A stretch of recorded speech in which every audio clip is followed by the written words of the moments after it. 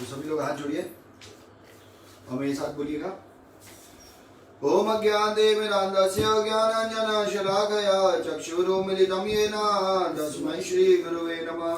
श्री चैतन्य मनोभीष्टं स्थापितं येन भूतले स्वयं रूप कदा विनियम ददाति स्वपदान्तिकं वन्देऽहं श्रीगुरो श्रीयुतपदकमलं श्रीगुरोन् वैष्णवांशं श्रीरूपं साग्रजातं सगण रघुनाथान्वितं तं सजीवं साद्वैतं सार्वभूतं परिजनसहितं श्रीकृष्ण चैतन्यदेवं श्री राधा कृष्ण पादान सगण ललिता श्री विशाखान्वितांश हे कृष्ण करुणा सिंधु दीनबंधु जगत्पते गोपेश गोपिका कांत राधा कांत नमोस्तुते तप्त कांचन गौरांगी श्री राधे वृंदावनेश्वरी वृषभानुसुते देवी प्रणमामि हरिप्रिये वाञ्छाकल्पतरुभ्यश्च कृपा सिन्धुभ्यैव च पतितानां पावनेभ्यो वैष्णवेभ्यो नमो नमः। जय श्री कृष्ण चैतन्य प्रभु नित्यानंद श्री अद्वैत गदाधर शिवासादि गौर भक्तवृंद हरे कृष्ण कृष्ण कृष्ण हरे हरे हरे राम राम राम हरे हरे। हरे कृष्ण। तो देखिए सबसे महत्वपूर्ण चीज ये है, हमें ये ध्यान रखना चाहिए हमारी भक्ति जीवन में कि हम ये जो कथाएं कर रहे हैं, ये कथाएं करने का मेन उद्देश्य क्या है।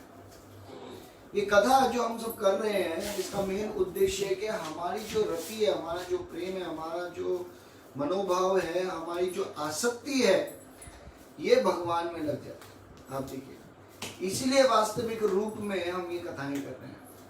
पर ये सब चीजें होंगी कैसे? क्या लगता है कि कब हो पाएंगी? हम कब अपने मन को, जो हमारा मन जो इतना चंचल है, जिसको भगवान के सामने इवन अर्जुन भी बोलते हैं कि मैं इस पवन को, जो हवा है, इसको कंट्रोल कर सकता हूं पर मन को कंट्रोल नहीं कर सकता।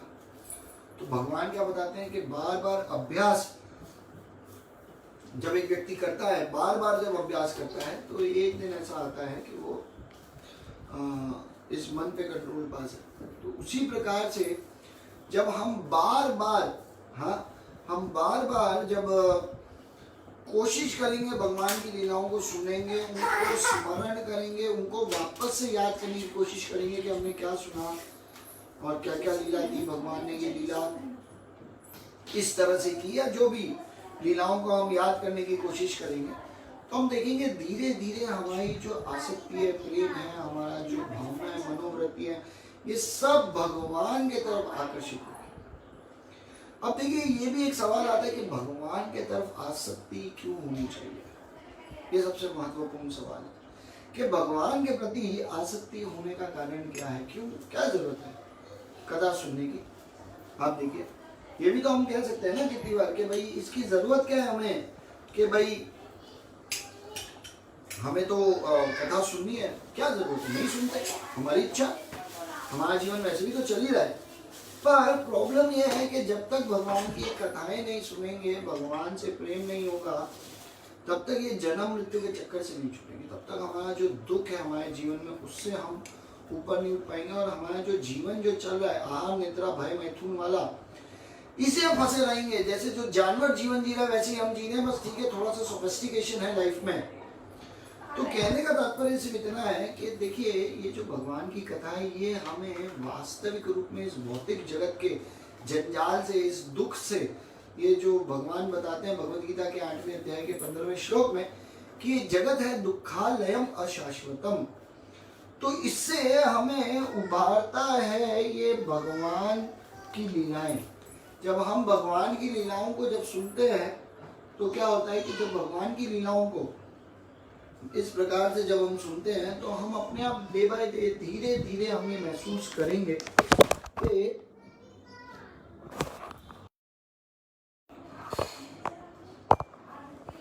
सॉरी गिर गया ये मोबाइल हवा से, है ना, अब सही है। तो कहने का मतलब ये है कि देखिए क्या है कि महत्वपूर्ण ये चीज समझना है कि जो भगवान श्री कृष्ण है, ये भगवान श्री कृष्ण वास्तविक रूप में भगवान हमें क्या है, अपने प्रेम के कारण हमारे जितने भी कर्म बंधन है इससे ऊपर उठा देते हैं।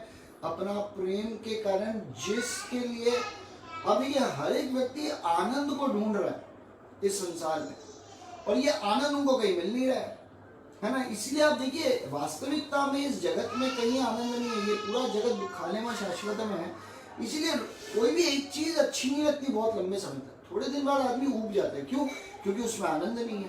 पर मिस्टेकन हम करते हैं क्या, मिस्टेकनली हम लोग क्या करते हैं, हम लोग एक गलती से ये सोच लेते हैं कितनी बार कि उसमें आनंद है, और वास्तविक रूप में उसमें आनंद नहीं है। और हम लोग क्या हो रहे हैं कि कर्म के बंधन में फंस जाते हैं। और भगवान क्या करते हैं, अपनी लीलाओं के द्वारा हमें जब हम आसक्ति में आ जाते हैं, भगवान से प्रेम करने लगते हैं, लीलाओं के प्रति हमारा जब अटैचमेंट्स होते हैं, भगवान के प्रति अटैचमेंट्स होते हैं, तो इस जो जगत में हम दुखालय में ढूंढ के रहे आनंद सुख, हाँ, पर ये मनोवृत्ति कैसे है, क्यों हमको सुख ही चाहिए, क्यों हमको आनंद चाहिए? क्योंकि हम जब गोलोक वृंदावन में थे भगवान के साथ, उनके धामों में थे, तब हम सब आनंद में थे, और भगवान से ईर्ष्या करके यहाँ आ गए। अब भगवान की वापस गीता सुन के बाद में ये वापस समझ में आ जाना चाहिए एक्चुअल आनंद वहाँ है, इस जगत में कितना भी कर लो सब जीरो है, ऐसा है।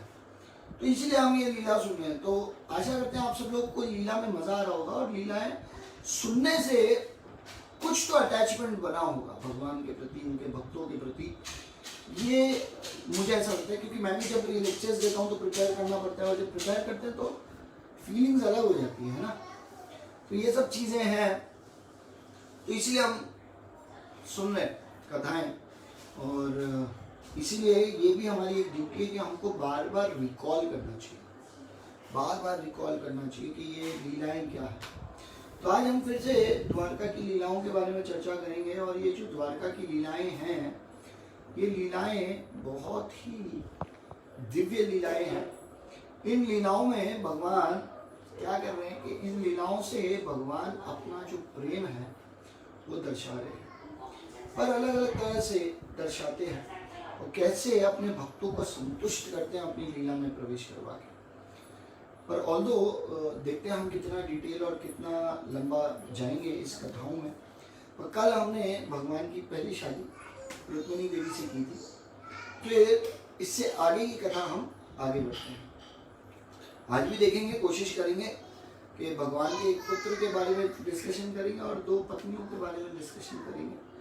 तो कथा देखिए इस तरह से शुरुआत होती है कि जो रुक्मिणी देवी हैं, इनके जो पहले एक पुत्र होते हैं, भगवान कृष्ण को एक सबसे पहले पुत्र होते हैं जिनका नाम होता है प्रद्युम्न। ये प्रद्युम्न क्या होते हैं कि एग्जैक्टली भगवान जैसे ही दिखते हैं। इवन जब वो जन्म लेते हैं तो आचार्य उनके ऊपर एक मंत्र भी देते हैं कि जो ये प्रद्युम्न का जो मंत्र पढ़ेगा वो वास्तविक रूप में भगवान जितना शक्तिशाली, सुखी, संपन्न और जीवन आनंद से बनेगा। वो एक मंत्र पढ़ लेते हैं कि ओम नमो भगवते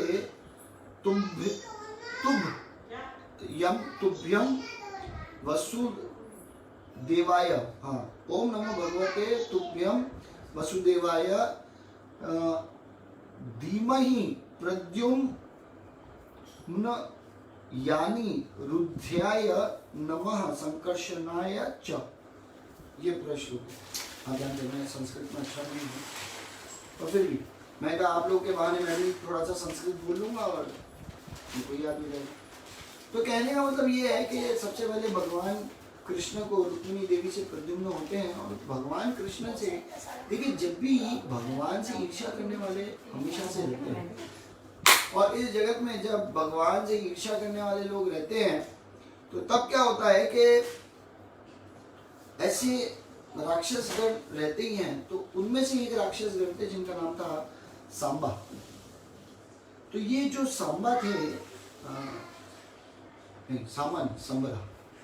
तो ये जो संबरा थे, ये जो संबरा राक्षस थे, ये भगवान से इतना ईर्ष्या करते थे, तो वो भगवान को नहीं मारना चाहते थे, वो भगवान को कष्ट देना चाहते थे। तो क्या करते हैं वो जैसे उनको पता चलता है कि रुक्मिणी देवी ने एक बच्चे को जन्म दिया है, वो तुरंत अपनी मायावी शक्ति से उनके उस चैम्बर में आ जाते हैं, उस जगह आ जाते हैं जहाँ पे सिर्फ रुक्मिणी देवी और उनका एक बच्चा होता है, और बाकी सब स्त्रियां जो रुक्मिणी देवी को असिस्ट कर रही होती हैं, वो सब लोग वहाँ होते हैं और कोई नहीं होता। तो इस प्रकार से हम देख सकते हैं कि भगवान के जो पहले पुत्र हैं, तो जैसे ही ये संबरा को पता चलता है राक्षस को, तो ये संबरा राक्षस क्या करते हैं, उस चैम्बर में घुस के उनको चुरा लेते हैं और चुरा के उड़ जाते हैं।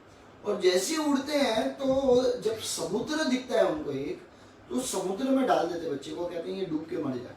इतने में एक बड़ी जो मछली है वो उनको निगल लेती है बच्चे को डायरेक्ट, है ना। जैसे वो पानी में गिरते हैं उनको निगल लेती है।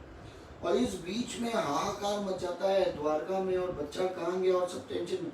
भगवान को सब पता है और भगवान ज्यादा चिंता नहीं करते, कहते मिल जाएगा बच्चा, चिंता मत करो। और इस प्रकार से वो वहाँ जाते हैं। और जब जाते हैं तब क्या होता है, मतलब सब लोग शांत कर देते हैं और संबरा अपने वापस डायनेस्टी में वापस लौट जाते हैं। अब क्या होता है कि जैसे ही ये जो संबरा है, ये जब अपनी डायनेस्टी में जब लौटते हैं, तो तब उस सिचुएशन में एक मछुआरा होता है, वो इस मछली को तुरंत पकड़ लेता है। और पकड़ लेता है तो ये गिफ्ट के रूप में अपने ही राजा को दे देता है, जो उनके राजा उस समय कौन होते हैं, संबरा ही होते हैं। तो संबरा राजा को दे देते हैं। तो संबरा के किचन में ये जब जाते हैं, तो किचन में इस मछली को ले जाया जाता है, और मछली को जब काटा जाता है तो उनके अंदर से, पेट के अंदर से एक जीवित, आप देखिए कौन, बच्चा पैदा, मतलब निकलता है।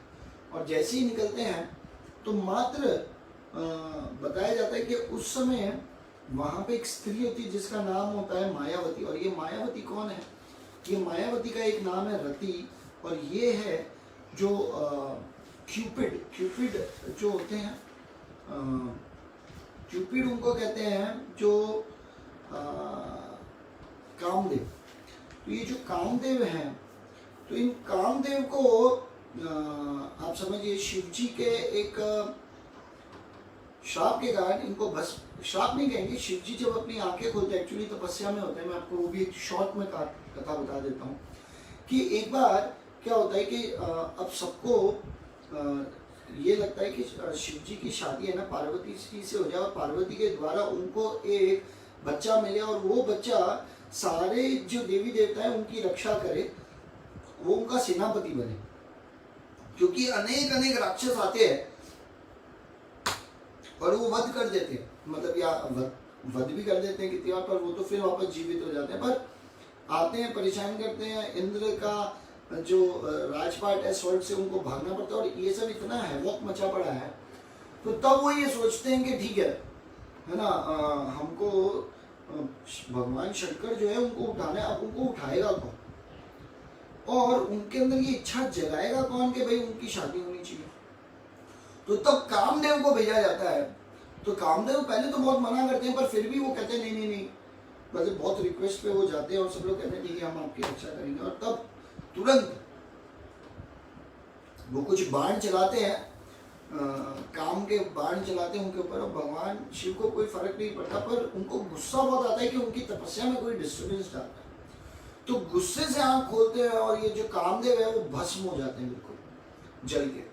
और जब ये पूरी तरह से भस्म हो जाते हैं जल के, तब सब रोते आते हैं, स्पेशली जो रति होती है उनकी पत्नी, जो यहाँ पे मायावती के द्वारा रहती है। तो तब वहाँ पे उनको आशीर्वाद मिलता है कि ठीक है तुम्हारा पति भगवान के ही पत्नी के गर्भ से, मतलब उनका ही पुत्र बन के आएंगे, और तुम जाओ संबरा जो सुर है, ये संबरासुर के वहाँ पे ये संबरासुर का वध भी करेगा और तुमसे शादी भी करेगा। और इस तरह से जो रति है ये उनके वहाँ संबरासुर के वहाँ एक दासी के रूप में हमेशा रहती है, और हमेशा सिर्फ यही इंतजार कर रही होती है कि कब ये जो कामदेव है मेरे पति, ये भगवान के और जो उनकी पत्नी है रुक्मिणी देवी, उनके गर्भ से कब जन्म लेंगे।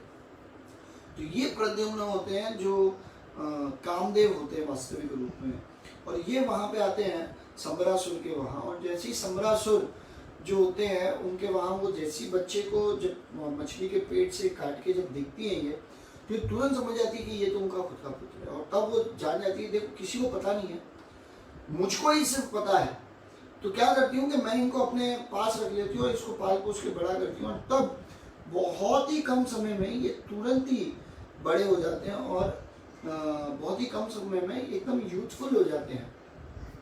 तो तब ये जो रति होती है ये बहुत ज़्यादा उनसे प्रेम करने लगती है, अफेक्शनेट बहुत हो जाते हैं। तो एक जगह खाली एक अजीब सी बात लिखी है कि प्रद्युम्न इनको देख के माँ बोलते, क्योंकि भाई जब होश संभाला तो उनको ही देखा, तो वो कहती है आप माँ कहाँ बोल रहे हो, मैं तो आपकी पत्नी हूँ। तो कहते बचपन से तो मैं आप ही को देख रहा हूँ और आप ही मेरे लालन पालन कर रहे हैं, मेरे को पाल पोस के बड़ा कर रहे हैं।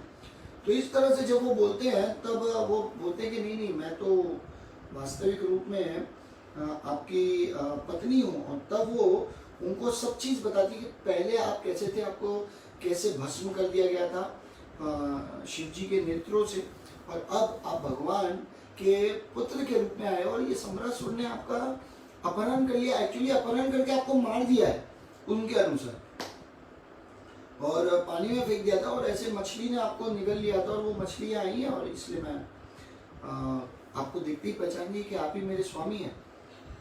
और जब इस तरह से बातचीत हुई तो इस तरह से जब बातचीत के कारण क्या हुआ कि जो इनमें प्रेम हो जाता है खूब, और तुरंत इनको भी याद आ जाता है प्रद्युम्न को कि पिछले जन्म में मैं कौन था, और इस तरह से इतना प्रेम होता है। पर इनको ये याद आ जाता है कि ये जो सम्रासुर है ये मेरे पिता से बहुत ईर्ष्या करता है, तो आगे जाके भी कुछ परेशानी ना हो तो मैं इससे युद्ध करता हूँ।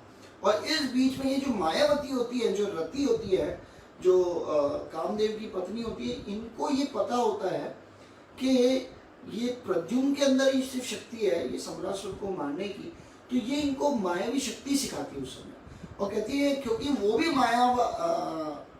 उनके अंदर भी मायावी शक्तियाँ बहुत सारी हैं सम्रासुर के अंदर, तो आपको भी पता चल जाना चाहिए कि भाई ये असुर के अंदर इतनी है, तो आपको भी इससे लड़ने के लिए आपको भी क्या करना होगा, कुछ मायावी शक्तियाँ सीखनी होंगी। और इस प्रकार से जब वो सीख जाते हैं तो वो लड़ते हैं, उनसे लड़ने जाते हैं और उनको पुकारते हैं, और तब काफ़ी दिन तक लड़ाई चलती है, और अल्टीमेटली वो जो प्रद्युम्न है उनका गला काट देते हैं और सम्रासुर का वध हो जाता है। और तब जो रति है वो अपनी शक्ति से उनको लेके वापस द्वारका जाती है प्रद्युम्न को, और जब प्रद्युम्न को कुछ लोग देखते हैं तो सबको ऐसा लगता है कि ये तो कृष्णा चल रहे हैं, पर जब पास में आके देखते हैं तो लगता है ये कृष्णा नहीं चल रहे हैं।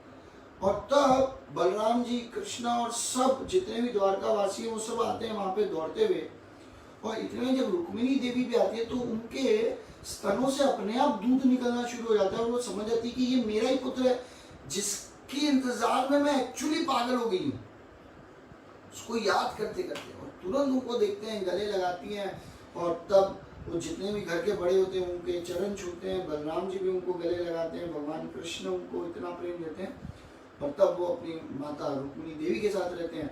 और तब वो बताते हैं सभी द्वारका वासियों को कि कैसे ये जो रति हैं, इनका नाम अभी मायावती है, इन्होंने इनको बचाया और कैसे इनको ट्रेनिंग दी और कैसे बताया सम्रासुर के बारे में, और सम्रासुर का वध करने में भी इन्होंने मदद की, और यही मेरे को लेके आई हैं, और मैं एक दूसरे से खूब प्रेम करता हूँ, शादी करना चाहते हैं, और इस प्रकार से इनकी भी शादी हो जाती है। और तब जो ये प्रद्युम्न है इनकी शादी रति जो मायावती उस समय जो नाम होता है उनसे हो जाती है। तो इस प्रकार से हम देख सकते हैं कि भगवान के ये जो एक पुत्र हैं ये जन्म लेते हैं जिनका नाम होता है, आप देखिए इनका नाम प्रद्युम्न होता है। अब क्या होता है, सुखदेव गोस्वामी इस जगह एक अलग से एक नया चैप्टर शुरू होता है, इसमें सुखदेव गोस्वामी एक अलग बहुत अजीब सी बात करते हैं। शुरुआत ही वो करते हैं कि भगवान कृष्ण को ऑफेंड किया, ऑफेंड मतलब उनके प्रति अपराध किया सत्यजित महाराज ने, और उसके कारण उनको अपनी पुत्री भी देनी पड़ी, और अपना जो एक ज्वेल था जिसको हम हीरा कह सकते हैं, जिसका नाम था समंतक, तो ये जो समंतक जो हीरा है ये भी उनको देना पड़ा, एक मणि कह लो या हीरा कह लो या एक बहुत ही अनमोल पत्थर कह लो। तो इतने में जो परीक्षित महाराज होते हैं वो एकदम कंफ्यूज हो जाते हैं, कहते हैं कि आप कृपा करके सुखदेव गोस्वामी हमको ये समझाइए कि ये सत्यजित कौन थे, क्यों इन्होंने भगवान के प्रति अपराध किया, और अपराध की क्षमा मांगने के तरीके में इन्होंने वो हीरा भी दे दिया और अपनी पुत्री भी दे दी। ये क्या बात हुई? तो तब वो जो सुखदेव गोस्वामी महाराज हैं वो ये समझाते हैं कि देखो एक बार की बात है कि सत्राजित महाराज जो है ना, हाँ, ये एक बार द्वारका नगरी आते हैं, और जब द्वारका नगरी ये आते हैं तो उस समय द्वारका में इनका भव्य स्वागत होता है। एक्चुअली सबको ये लगता है कि ये सूर्य ही प्रकट होके आ गए हैं, क्योंकि सत्राजित जो थे वो सूर्य देव के एक महान भक्त भी थे, और सूर्य देव इनको है ना अपना कह सकते हैं कि अपना इनको एक बहुत ही प्रेमी मित्र भी मानते थे। ये भी चीज़ थी इनके अंदर। तो इसीलिए उन्होंने, जो भगवान सूर्य देव हैं, उन्होंने एक मणि जिसका नाम था समंतक, वो इन्हें दे रखी थी सत्राजित को। तो सत्राजित ने उनको अपने गले में धारण करके कहीं भी जाते थे, तो उसकी जो प्रकाश इतना तेज था जो मणि का, वो बताया जाता है कि वास्तविक रूप में लोग अच्छे से देख ही नहीं पाते थे उनकी तरफ, क्योंकि वो मणि इतनी ज्यादा थी कि आंखों में लगती है। जैसे हम कहते हैं ना, सूर्य को भी अगर हम देखेंगे तो क्या सूर्य दिखेंगे हमें? नहीं दिखेंगे, क्योंकि उनकी रोशनी इतनी शक्तिशाली है। ठीक है, तो इसी प्रकार से तो काफी लोग इस तरह से बोलते थे कि ये तो स्वयं सूर्य आ गए, सूर्य आ गए। और भगवान कृष्ण के पास भी एक दास भागते जाते कि लगता है सूर्य देव स्वयं आपसे मिलने आए हैं। तब भगवान स्माइल देते हुए, हंसते हुए बोलते हैं, अरे ये सूर्य देव नहीं है, ये सत्राजित महाराज हैं, ये द्वारका आए हैं हमारे साथ थोड़ा सा समय बिताने। तो तब सत्राजित महाराज का बहुत सुंदर तरह से वेलकम किया जाता है, और बहुत सुंदर तरह से वेलकम करने के चक्कर में उनको, चक्कर में नहीं मतलब बहुत सुंदर तरह से वेलकम किया जाता है, और वेलकम करके उनको एक बहुत ही सुंदर स्थान दिया जाता है रहने के लिए। अब जब रहने के लिए वहाँ स्थान दिया जाता है, इस बीच में क्या होता है, इस बीच में जो भगवान कृष्ण, क्योंकि सत्राजित महाराज के साथ बहुत ज़्यादा प्रेम हो गया होता है, अगर समझिए हमारे घर में कोई आए तो नेचुरल है ना, हमें उनसे प्रेम हो जाएगा। तो इसी प्रकार से जो सत्राजित महाराज हैं उनसे भगवान कृष्ण को बहुत प्रेम हो गया, और भगवान कृष्ण को सत्राजित महाराज से प्रेम हो गया। इन दोनों का आपस में बहुत अच्छा प्रेम हो गया। तो तब उसी बीच में भगवान ने एक सलाह दी सत्राजित महाराज को, और सलाह ये दी कि आप देखिए, आपको ये जो समंतक जो मणि है, ये हमारे जो राजा है उग्रसेन, इनको आपको भेंट में दे देनी चाहिए, जिससे आपका और इनका संबंध और घनिष्ठ हो जाएगा। तो सत्राजित महाराज तुरंत एकदम नाराज हो गए, कहते हैं आप ये कैसी बातें करते हैं, ये मेरे मित्र ने, मेरे जो पूजनीय जो सूर्य देव हैं उन्होंने मुझे दिया, या आप कैसे सोच भी सकते हैं कि मैं किसी को दे दूंगा। और तुरंत भगवान के प्रति इस तरह से बोलते हैं जैसे वास्तविक रूप में भगवान के प्रति अपराध किया है। और क्योंकि भगवान के प्रति अपराध किया तो भगवान ने कुछ ज्यादा लिया नहीं, और उनको उस अहंकार में, गुस्से में समझ में नहीं आया। कितनी बार देखिए भक्ति जीवन में भी हम लोग को जैसी गुस्सा आता है ना, तो हमको सही और गलत के बीच में भेद खत्म हो जाता है व्यक्ति के अंदर, और वो ये समझ ही नहीं पाता सही क्या है गलत क्या है। उनको बस गुस्सा आ गया तो जो आया वो बोल दिया। इसीलिए भक्तों को ये बहुत ज्यादा ध्यान देना चाहिए कि किसी भी स्थिति में हम कुछ भी हो जाए गुस्से में नहीं आएंगे, और बाई चांस गुस्से में आ गए तो कुछ भी अशब्द नहीं निकालेंगे, क्योंकि पता नहीं हमने भक्तों का अशब्द अगर कुछ भी बोल दिया और भगवान उसको किस तरह से लेंगे हमको समझ में नहीं आएगा। आप देखिए ऐसा हो सकता है। तो यहां तो सत्राजित ने स्वयं भगवान के प्रति अपराध कर दिया, भगवान के प्रति उल्टा सीधा बोल दिया। आप देखिए कि आपने कैसे ये सोच लिया, और ऐसे करके बहुत सारा बोला, भगवान कुछ नहीं बोले, कहे ठीक है। तो एक दिन ये जो सत्राजित थे, इनका एक भाई था जिनका नाम था प्रसेन। तो ये जो प्रसेन है, ये क्या करते हैं कि अपने, क्योंकि भाई की ज्वेलरी, अपनी ज्वेलरी, ऐसा वो ये मान के वहां जाते हैं। और जब मान के वहां जाते हैं तो क्या होता है कि वहां पे भगवान जो, हाँ सॉरी, तो क्या होता है कि भगवान जो है वो के ऊपर आरोप लगता है कि जो प्रसेन है, क्योंकि वो अपने भाई का लॉकेट लेते हैं और वो चले जाते हैं, और उनको एक एक्चुअली तो मारा एक लायन ने होता है, लायन उनके ऊपर अटैक करते हैं, वो मार देते हैं, और लायन वो जो मणि है उसको लेके चले जाते हैं गुफा की तरफ, और उस गुफा में से एक बड़ा सा भालू जिनका नाम होता है जामबन, वो निकलते हैं। वो जब उसको देखते हैं तो उस शेर को मारते हैं, और ये जो समंतक जो मणि है या ज्वेल बोल लो, इसको लेके अपने छोटे पुत्र को दे देते हैं। पर इस बीच में आरोप ये लग जाता है, ये जो सत्राजित है वो एक ऐसी किसी के साथ डिस्कशन कर लेते हैं और बोलते हैं मुझे ऐसा लगता है कि ये कार्य शायद कृष्णा ने किया, क्योंकि कृष्णा चाहते थे कि ये मणि मैं उग्रसेन महाराज को दे दूं, और मैंने गुस्से में मना कर दिया, तो कहीं कृष्णा ने ही तो मेरे भाई का पता नहीं क्या किया होगा, और उससे कहीं चुरा तो नहीं लिया, और क्योंकि मेरे भाई का कोई अता पता नहीं है, तो ये कहीं कृष्ण की चाल तो नहीं है। अब क्या होता है कि वो तो ऐसे कैजुअली खाली किसी से बोलते हैं, वो जाके और 10 जनों को फैलाते हैं, और वो 10 जन से पूरी बात फैल जाती है, और ये ह्यूमर सा फैल जाता है एकदम से। तो जब ये फैल जाता है तो ये बात भगवान कृष्ण के भी पास आती है, तो भगवान कहते कि ये जो मेरे ऊपर आरोप लगा है, इसको धोने के लिए मेरे को ही स्वयं जाना पड़ेगा, और मेरे को स्वयं जाके देखना पड़ेगा कि ये प्रश्न है किधर, कहाँ गया ये ज्वेलरी लेके, ये ज्वेल को लेके। तो इस जगह आचार्य एक चीज ये बहुत अच्छे से समझाते हैं कि इवन अगर हमको किसी के ऊपर शक भी हो, भले ही वो भक्त भी हो, पर जब तक हम कंफर्म ना हो हमको आरोप नहीं लगाना चाहिए, नहीं तो उसका बहुत भयंकर परिणाम हमको झेलना पड़ेगा। क्योंकि जब सत्राजित ये बोलते हैं, ऑल्दो हम वो कथा में नहीं जाएंगे आगे, पर सत्राजित की मृत्यु हो जाती है। आप देखिए, भले ही शादी वादी हो जाती है, सब हो जाता है, वो कथा अभी हम आगे आ ही रहे हैं उस पर, पर उसके बाद भी उनको एक व्यक्ति उनकी हत्या कर देते हैं सोते हुए, और तब उनसे समंतक ज्वेल लेके भाग जाते हैं।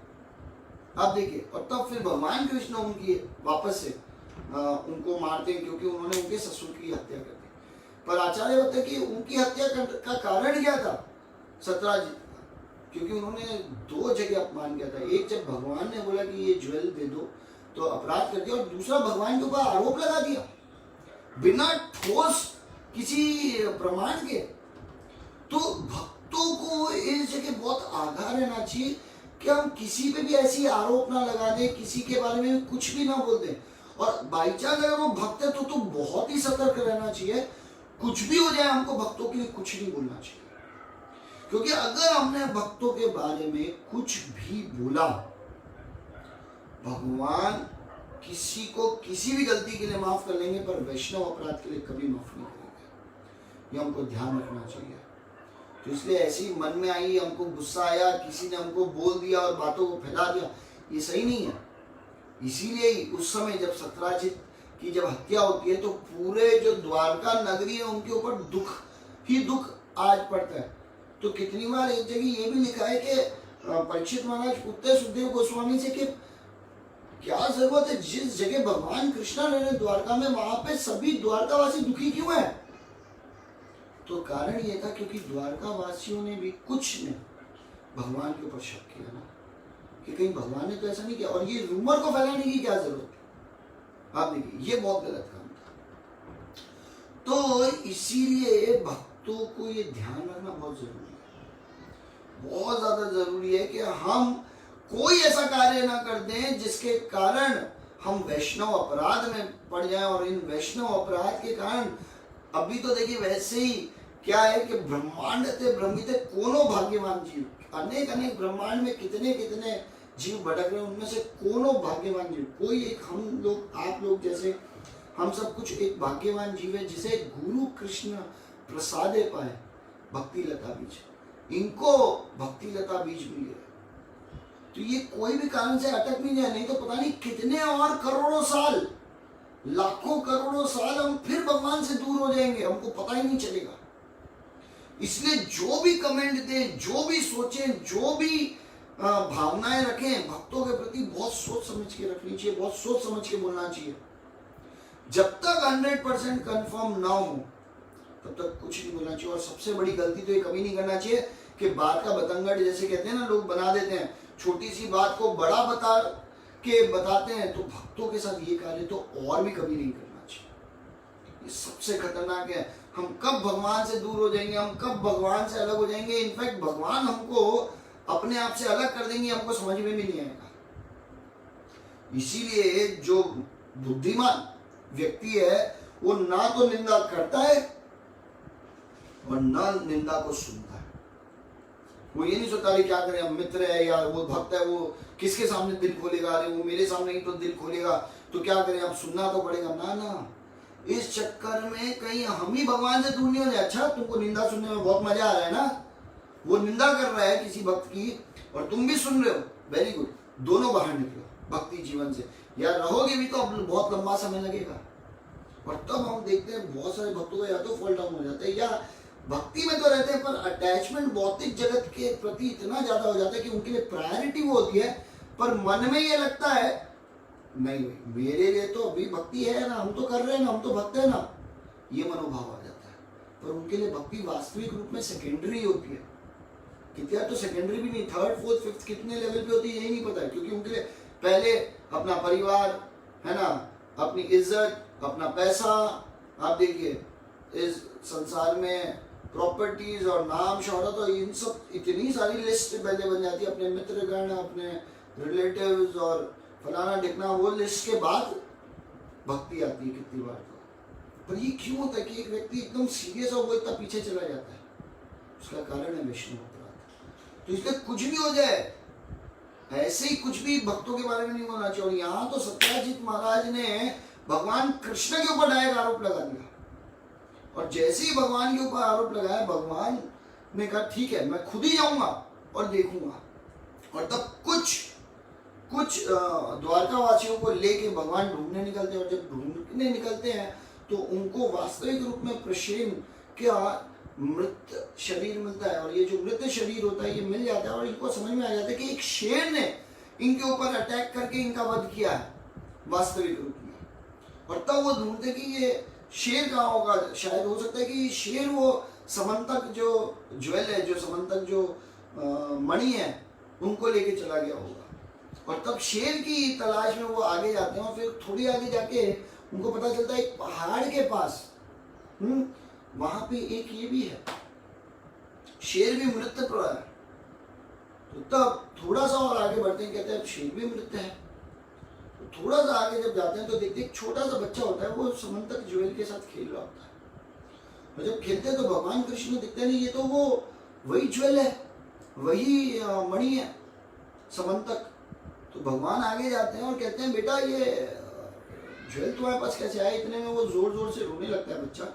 और आसपास जो केयर टेकर्स होते हैं, आप देखिए दास दासियां जो होती हैं उस बच्चे की जो रक्षा कर रहे थे, वो चिल्लाने लगते हैं कि कोई आ गया कोई आ गया। और इतने में जो जामन होते हैं वो तेजी से आते हैं गुस्से में कि कौन है जिसने मेरे पुत्र को हाथ लगाया। और जैसे ही भगवान उनको देखते हैं तो इतना आनंदित फील करते हैं, अरे मेरा भक्त मेरे सामने। क्योंकि जामन कौन है? भगवान राम के भक्त है ना, हम रामायण से देख रहे हैं जामन को, तो इवन द्वारका लीला में भी आते हैं। तो ये वही जामन है। और ये जामन को भगवान क्या करते हैं, जैसे उनको देखते हैं ना तो अपनी योग माया को इशारा करते हैं कि इनको मुझे पहचानने मत देना, इनके साथ अपने भक्तों के साथ थोड़ा सा वीर रस का पान करूं थोड़ा इनके साथ। और तब वो आते हैं भगवान के ऊपर अटैक करते हैं, और भगवान उस समय लड़ते लड़ते गुफा के अंदर चले जाते हैं। और जितने भी द्वारका वासी हैं ये लोग 12 दिन तक वहां खड़े रहते हैं। और 12 दिन तक खड़े होने के बाद इनको लगता है अरे भगवान तो वापस आ ही नहीं रहे, पता नहीं कुछ हो तो नहीं गया।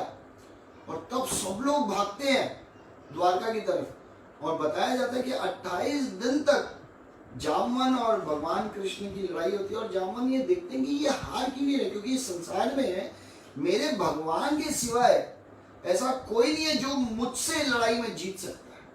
ना कोई राक्षस के अंदर उतनी शक्ति है, ना कोई देवता के अंदर शक्ति है। आप देखिए, तो ये सिर्फ मेरे भगवान हो सकते हैं। और उस समय उनकी पूजा का समय होता है भगवान राम का। तो वो कहते हैं ठीक है हम लोग इतनी देर से लड़ रहे हैं, थोड़ी देर दीजिए। और जैसे ही वो भगवान राम को फूल चढ़ाते हैं, वो सारे फूल भगवान कृष्ण के चरणों में चले जाते हैं। तो वो समझ जाते हैं ये तो मेरे ही भगवान। और तुरंत उनको प्रणाम करते हैं, उनसे माफी मांगते हैं कि अरे ये मैंने क्या किया, मेरे ही भगवान के साथ लड़ा। तो तब भगवान श्री कृष्ण कहते हैं अरे ये तो मेरे ही तो योग माया के द्वारा ये सब मेरी तरह ही रचित है, आप देखिए मेरी थोड़ी इच्छा होगी तुम्हें देख के कि चलो तुमसे लड़ाई किया जाए, क्योंकि तुम जैसा शूरवीर, तुम जैसा बलवान इस संसार में कोई है नहीं, तो वैसा जो वीर्य रस का जो पान है वो तुम्हारे साथ करने में जो आनंद आएगा वो किसी और के साथ कहाँ आ सकता है। तो इस प्रकार से भगवान उन्हें बोलते हैं, और जैसे ही इस प्रकार से भगवान जब बताते हैं उन्हें, तो तब उन्हें बहुत ग्लानि होती है कि अरे ये मैंने, फिर भी भले ही भगवान बोल रहे हैं, फिर भी मुझे तो समझ जाना चाहिए था कि ये मेरे भगवान है। क्यों मैं 28 दिन तक लड़ता रहा, और इतना उन्हें दुख होता है, इतना दुख होता है। तो तब वो कहते हैं कि भगवान मैं क्या कर सकता हूँ। तो तब वो भगवान कहते हैं कि मेरे ऊपर एक आरोप लगा है, और ये मणि के कारण। तो वो तुरंत जाते हैं, वो मणि लेते हैं, वो कहते हैं प्लीज ये आप ही की है, आप ही के लिए, आप ही के ऊपर शोभा देती है, आप देखिए प्लीज इसको ले जाइए। और इस मणि के चक्कर में मैं आपसे लड़ लिया। तो भगवान कहते हैं नहीं ऐसा कुछ नहीं। और तब ये जो जामवन है वो भगवान को कहते हैं कि देखिए भगवान, मैंने जो अपराध किया उसका मैं प्रायश्चित तो कुछ भी करके नहीं कर सकता, पर मेरी आपसे एक दरख्वास्त है, एक रिक्वेस्ट है, वो ये है कि कृपा करके जो मेरी पुत्री है जिसका नाम जामवती है, कृपा करके आप उसको स्वीकार कर लीजिए और उसको अपनी पत्नी बना के उसका जो जीवन है उसको धन्य कीजिए। और तब ये जो जामवती हैं इनकी शादी भगवान कृष्ण से होती है। और इस बीच में जो ये कुछ जो द्वारकावासी होते हैं, ये द्वारका पहुंच के जब सबको बताते हैं, बलराम को बताते हैं, तो सारे जो द्वारकावासी होते हैं वो सब लोग यही कहते हैं कि देखो शेर ने मारा था प्रसेन को और हमारे कृष्णा के ऊपर आरोप लगा दिया, क्या गलती है कृष्णा की।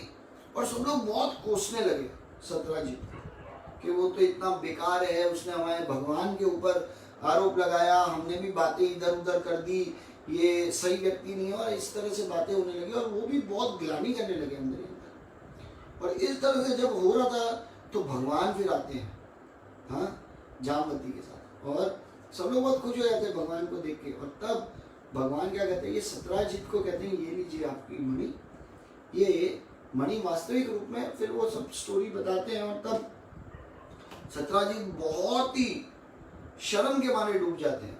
वो कहते हैं कि मैंने कितना बड़ा अपराध कर दिया, मैंने क्या क्या कर दिया। पहले तो जब देने की बात आई तब मैंने दिया नहीं उग्रसेन महाराज को भगवान के कहने पे, और ये तो किया ही किया, साथ ही साथ भगवान के ऊपर आरोप लगा दिया, इतना बेकार हूं मैं।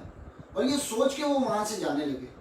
और जाते हैं जब अपने किंगडम में पहुंचते हैं, तो तब क्या होता है कि उन्हें बहुत ग्लानि हो रही होती है, अंदर से बहुत दुख हो रहा होता है। और जब दुख होता है तो तब जो ये सोचते हैं कि मैं एक ही तरह से प्रायश्चित कर सकता हूँ कि मेरी बेटी जो संसार में सबसे सुंदर है, इसका नाम क्या है, सत्यभामा। और तब वो कहते हैं कि सत्यभामा की मैं शादी मैं क्या कर सकता हूँ, इस सत्यभामा की जो शादी है ये मैं भगवान कृष्ण से करा देता हूँ, और साथ ही साथ ये जो ज्वेल है ये उनको दे देता हूँ।